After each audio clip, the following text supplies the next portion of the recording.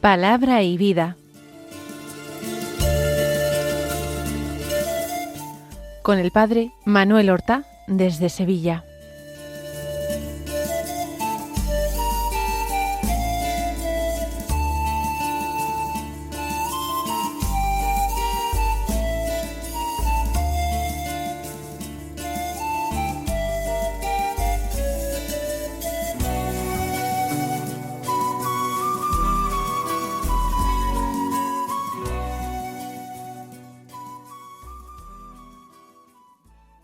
En el nombre del Padre, y del Hijo, y del Espíritu Santo.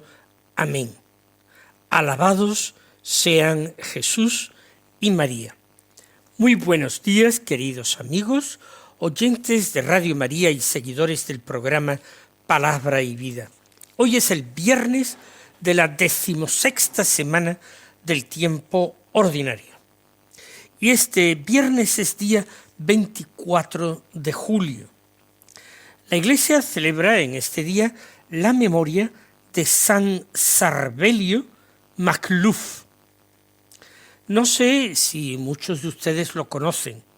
Hace algunos años era totalmente desconocido en España, sin embargo, ha pasado ya al calendario litúrgico general. Y hay muchas personas que le tienen gran devoción.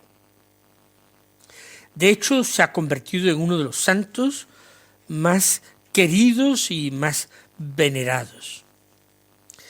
Y es curioso porque fue un monje que vivió gran parte de su vida como ermitaño en un lugar montañoso del Líbano. ¿Cómo es posible que su devoción haya llegado a todas las partes del mundo, y una gran devoción a Europa, a América, a África? Por todas partes hay veneración. Y no escribió nada, ni fue el fundador de ninguna orden, un monje ermitaño. Vamos a decir algunas cosas de su vida para quienes no la conozcan. Él nació en el año 1828, en el siglo XIX, en un pueblecito pequeño al norte del Líbano, llamado Beka Kafra o Bika Kafra. Su nombre de bautismo era Yusef Antum Magluf. Yusef es José y Antum es Antonio Magluf. Y quedó huérfano de padre cuando tenía solamente 3 años. Más tarde su madre viuda contraería otro matrimonio. Desde pequeño ayudaba a su familia cuidando el rebaño y, según la tradición, mientras las ovejas pastaban, él buscaba soledad en una gruta cercana allí, en la montaña, donde pasaba muchos ratos rezando. Fue su primera prueba de vida eremítica, buscar esas horas de soledad. Luego ingresó en una orden religiosa propio de la iglesia maronita, que es la iglesia del Líbano, que está unida a Roma, es católica plenamente. Tiene solamente una orden monástica, la orden libanesa maronita. Y allí cambia su nombre de Yusef Antum por el nombre de Charbel, que era un antiguo mártir de aquella zona del siglo II. En el monasterio, después de años de formación, fue ordenado sacerdote. Vivió vida en la comunidad y en un cierto momento, pues ya con más de 40 años, pidió permiso a su superior para retirarse a vivir como ermitaño, cerca del monasterio donde era monje. Y así los últimos 23 años de su vida los pasó sin salir de una pequeña ermita. Le llevaban la comida y él pasaba todo el tiempo entregado a la oración, algún trabajo manual, una oración continua, y celebraba allí en soledad la Eucaristía, con grandísima devoción a la Eucaristía. Ya hemos dicho que pertenecía a la iglesia maronita, que es una iglesia católica oriental, que nunca se separó de Roma, mantuvo siempre comunión con el Papa y tiene un rito propio, un rito litúrgico propio. La liturgia se celebra en lengua siríaca antigua, una lengua muy parecida al arameo que vivió Jesús. Y él celebraba allí la misa en soledad precisamente con esas palabras siríacas tan parecidas a las que se escucharon en Galilea hace 2000 años. Siempre buscó esconderse, no realizar milagros. Pero sobre todo después de su muerte comenzó lo que él nunca había buscado, que es que muchísimas personas, miles y miles, acudían a su tumba. ¿Por qué? Porque se produjo la noticia de que se estaban realizando curaciones extraordinarias allí. El cuerpo permaneció incorrupto muchos años y exudó un líquido oleaginoso, sanguinolento, que fue cuidadosamente estudiado, científicamente analizado, y eso llamó la atención a las autoridades sanitarias, civiles y, por supuesto, eclesiásticas. Los milagros en contacto con ese líquido o simplemente la veneración de la tumba han sido innumerables. Y por eso a San Charbel, le llamamos en español Sarbelio, pero es más universalmente conocido por Charbel. Es conocido en todos los continentes. ¿Por qué? Porque se ha difundido tanto, además de ser un santo milagroso, es porque la santidad de San Charbel es una santidad puramente contemplativa y eremítica, y le recuerda a nuestro mundo que Dios es lo que más importa. Dios es lo definitivo. Dios es lo que da sentido a nuestras vidas. Y por tanto una vida entregada toda y absoluta y solamente a Dios es algo que llama la atención y puede resultar atractivo. Vamos a escuchar el Evangelio que se proclama en la liturgia de la misa de hoy. Es de San Mateo, capítulo 13, versículos 18 al 23. Dice así: En aquel tiempo dijo Jesús a sus discípulos: Vosotros pues oíd lo que significa la parábola del sembrador. Si uno escucha la palabra del reino sin entenderla, viene el maligno y roba lo sembrado en su corazón. Esto significa lo sembrado al borde del camino. Lo sembrado en terreno pedregoso significa el que escucha la palabra y la acepta enseguida con alegría. Pero no tiene raíces, es inconstante, y en cuanto viene una dificultad o persecución por la palabra, enseguida sucumbe. Lo sembrado entre abrojos significa el que escucha la palabra, pero los afanes de la vida y la seducción de las riquezas ahogan la palabra y se queda estéril. Lo sembrado en tierra buena significa el que escucha la palabra y la entiende. Ese da fruto y produce 100 o 60 o 30 por uno. Pues vamos a meditar este texto evangélico en diálogo con el Señor, a quien invocamos diciéndole: Señor Jesús, hoy eres tú mismo el que nos explicas la parábola del sembrador. No nos dejas solos para interpretar tus palabras. Aquellos hombres que estaban desconcertados, que no entendían del todo el sentido de las parábolas, aquellos hombres no los dejas solos.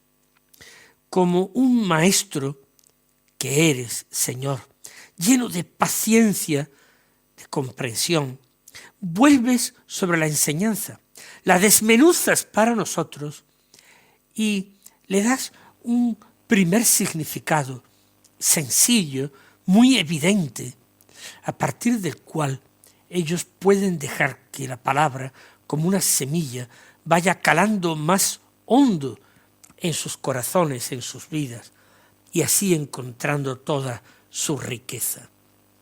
Gracias, Señor, porque conoces nuestra lentitud y torpeza para comprender, y no te cansas de volver a empezar desde el principio. También hoy, Señor, queremos sentarnos a tus pies como discípulos para escuchar la explicación que das a nuestra propia vida. Sí, Señor, porque tú hablas de la semilla, del campo, de los caminos, de los pájaros, de las zarzas, de los abrojos, pero en realidad tú estás hablando del corazón humano, de nuestros propios corazones. Porque la semilla, Señor, siempre es buena. No es que el sembrador se equivoca. Era una semilla extraordinaria.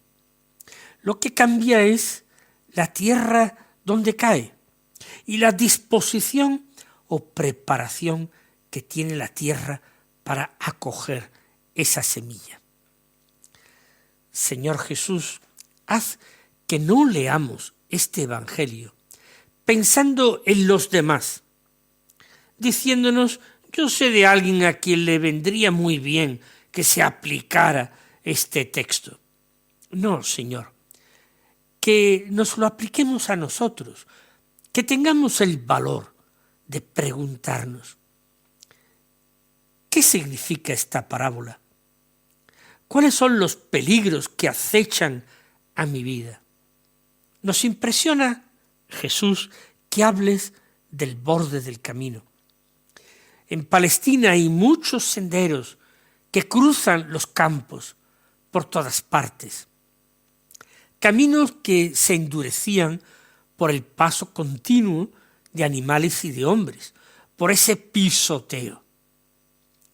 Allí la semilla no podía penetrar. También, Señor, nuestro corazón puede endurecerse cuando se deja pasar por él muchas cosas superficiales. A veces nos convertimos en un camino de ida y vuelta, un camino de continua agitación, de curiosidad, un camino en el que no se ahonda, sino que se discurre, se pasa, sin saber muy bien a dónde, se va y se viene. Ese continuo ir y venir de preocupaciones en nuestra vida acaba formando una costra donde tu palabra difícilmente entra. Nos hacemos impermeables a ella, resistentes a ella. Dices entonces que viene el maligno y roba la semilla. Nos recuerdas que la vida espiritual no es un puro esfuerzo psicológico. No, en la vida espiritual existe un combate contra un enemigo. El enemigo no puede crear la vida, pero intenta impedir que la vida nazca, que la vida crezca, que la vida se desarrolle, que la vida dé fruto.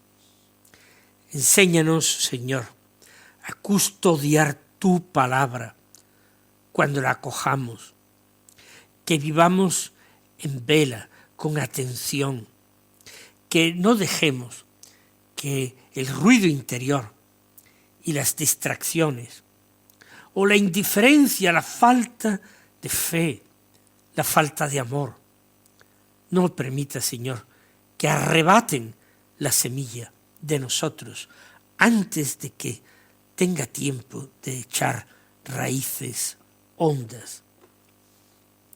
Nos hablas, después de hablarnos del camino, nos hablas del terreno pedregoso. Y es verdad que en Galilea había y hay muchas colinas en las que apenas hay una capa muy delgada de tierra, pero una capa que recubre la roca caliza. La planta brotaba enseguida, Señor, porque el suelo, la piedra de dentro, se calentaba fácilmente, conservaba el calor y daba calor a la planta y facilitaba el crecimiento. Pero al no tener profundidad, no podía echar raíces hondas y terminaba secándose bajo el sol.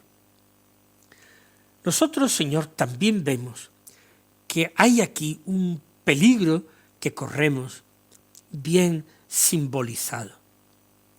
Nosotros empezamos muchas veces y también muchas tareas o propósitos, las empezamos con entusiasmo, pero carecemos de perseverancia y todos nuestros buenos propósitos van pasando demasiado deprisa. Señor, te pedimos por eso que nos permitas echar raíces profundas. No, Señor, no queremos vivir solamente de emociones religiosas. No podemos estar siempre ansiando esas emociones que son agradables.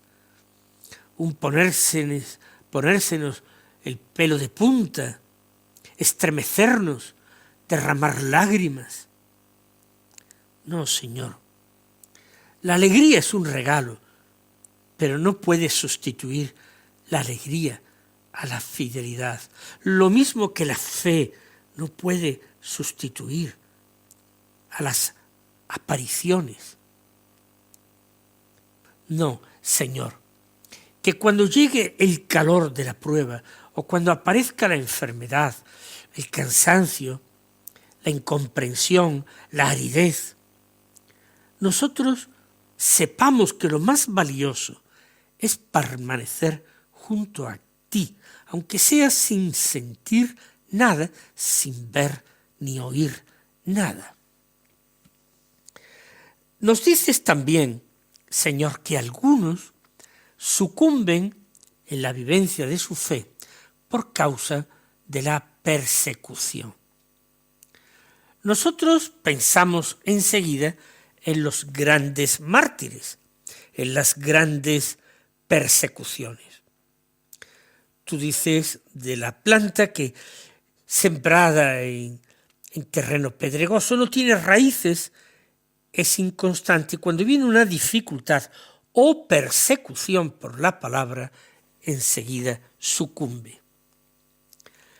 También, Señor, existen pequeñas persecuciones. Se experimenta a veces el respeto humano, el miedo a manifestar públicamente la fe, la vergüenza de rezar en público, el temor a parecer diferentes. Por eso ahora te pedimos, Señor, que nos concedas la valentía tranquila de quienes saben de quién se han fiado. Danos también la virtud de la fortaleza, para no huir ante los peligros cuando sea hora de dar testimonio. Concédenos, Señor, ser sencillos como palomas, pero también prudentes como serpientes. Después del camino y del terreno pedregoso, hablas de los abrojos, que aparecen, destruyen la planta ahogándola. Y es una imagen muy realista, porque al principio no se ven. Las semillas de los abrojos vienen traídas por los pájaros, el agua, etc. Pero es una imagen muy realista. Hay cosas que en sí mismas no son malas, pero ocupan tanto espacio que ya no dejan espacio para lo esencial, para que crezca lo importante. El trabajo de cada día para ganarnos la vida, las ocupaciones diversas, las preocupaciones, incluso actividades buenas pueden convertirse para nosotros en zarzas cuando ocupan tanto espacio que no dejan ninguno para tu presencia. Y también hablas, Señor, de la seducción de las riquezas. No dices solo de las riquezas, no, hablas de la seducción de las riquezas. Tú sabes que el dinero promete seguridad y prestigio y parece que facilita la libertad.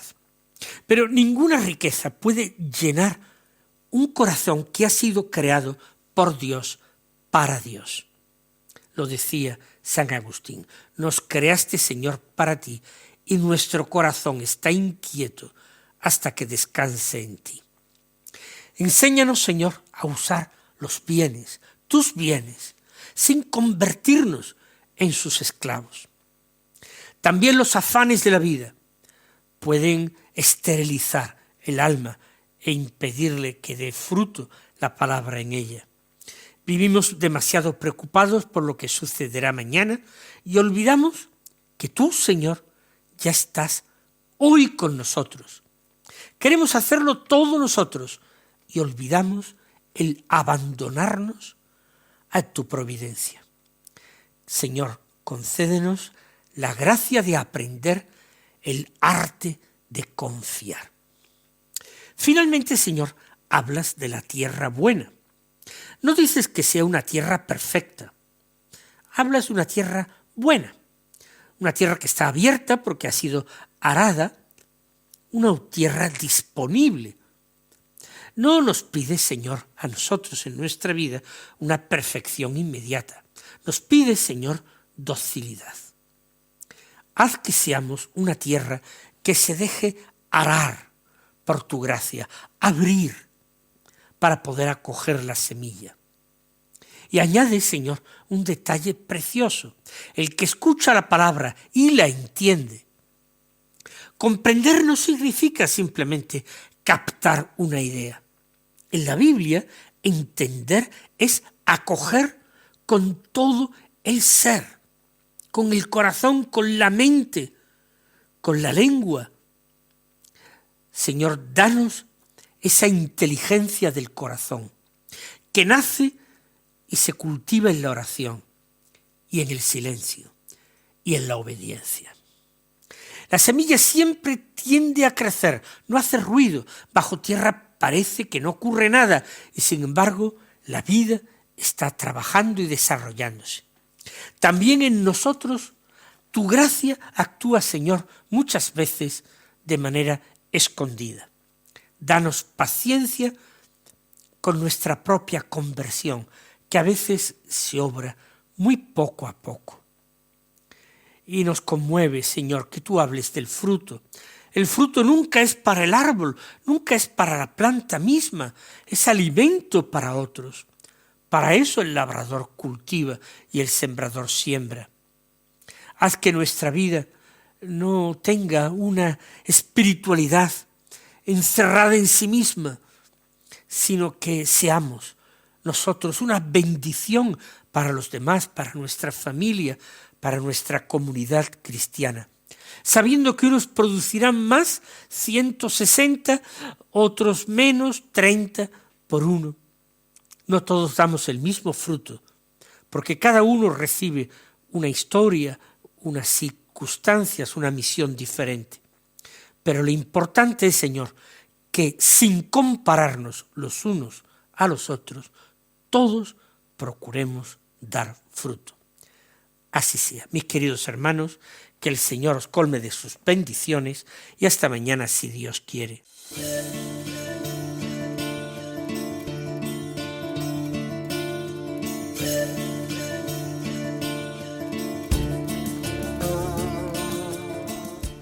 Han escuchado en Radio María Palabra y Vida, un programa que dirige el Padre Manuel Horta.